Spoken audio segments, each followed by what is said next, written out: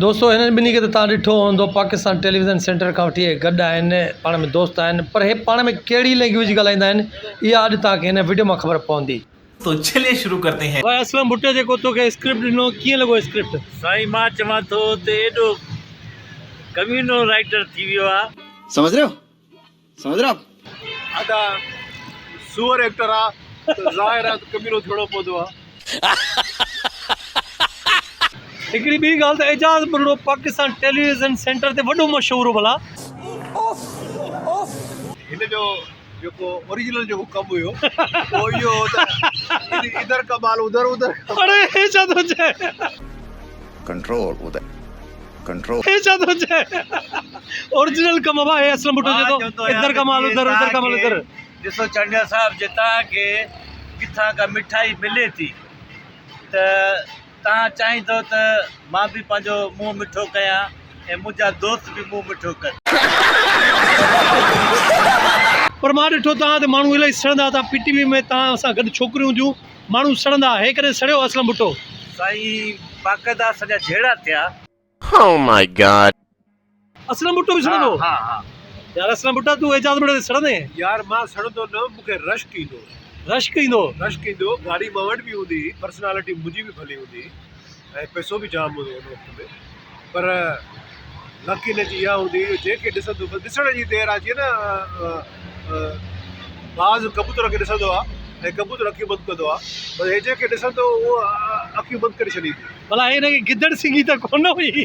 लॻे थो अञा ताईं अथसि, पर हाणे उहा ॾे नथो असांखे। अब गिदड़ सिंगी किथे रखी थी? साईं असल में ॻाल्हि इहा आहे त जीअं छोकिरी जेका बि छोकिरी मूंखे पसंदि ईंदी हुई न त मां हुनखे लिफ्ट कोन ॾींदो हुउसि। समझ रहे हो?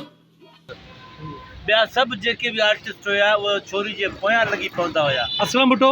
असलम भुट्टो त साईं कारी ना गोयो इन मामले में। यार मां फर्स्ट टाइम अहिड़ियूं ॻाल्हियूं थो ॿुधां, ख़ुदा जो कसम आहे ॾिसां थो सोचां थो यार तव्हां पाण में एतिरा फ्री आहियो जो मतिलबु पाण में हिक ॿिए में सचियूं ॻाल्हियूं था कयो। एक्चुअली ॻाल्हि इहा आहे त सच वॾो ॾुआरी आहे ऐं हीअ सच ॻाल्हाईंदो आहे पोइ वरी मार बि खाई वेंदो आहे।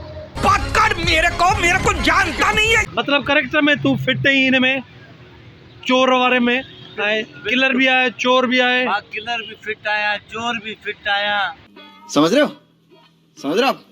ऐं रोइण में बि मां फिट आहियां। जेके मासूम करेक्टर आहिनि उन में बि मां बता ख़ुदि चवां थो त मां उन में बि फिट आहियां। भाईजान कुछ ज्यादा नहीं हो गया ये? कहाँ से आते हैं ये?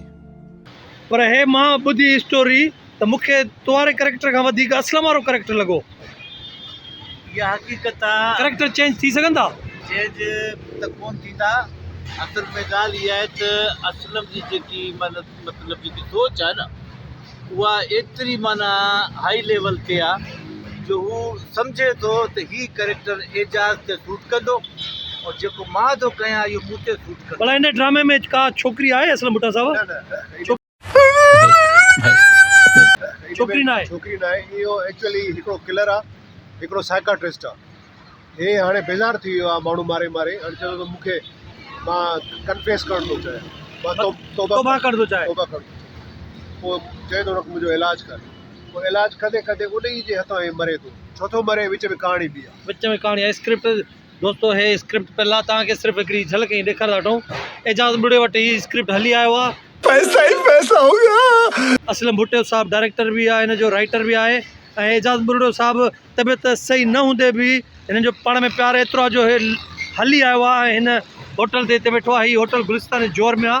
हितां ख़ूबसूरत इलाइक़ो ॾिसी रहिया आहियो।